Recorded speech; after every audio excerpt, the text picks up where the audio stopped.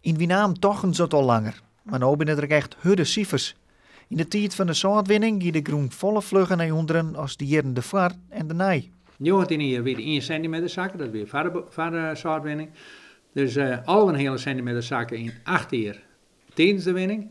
En nu is hij 0,9 centimeter zakken in zo'n jaar na de stop van de zoutwinning.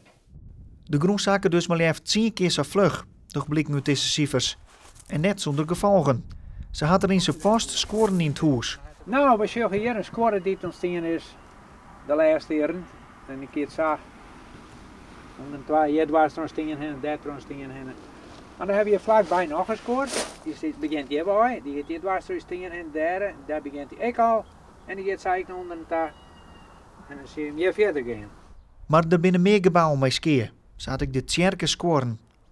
Nou het nevens Wienamer belang zo duidelijk is wat de veroorzaker van de ski is, maar er zo gauw mogelijke vergoeding komen. Ze halen hier de zout uit de grond, daar profiteren heel veel mensen van en wij blijven achter met ellende. Dus wat willen wij? We willen dus compensatie en we willen dus dat de skier hersteld wordt. Frisia Zout wil nog net op het rapport van de dwarsbewenders ingaan. Ze willen de cijfers eerst zelfs bezien.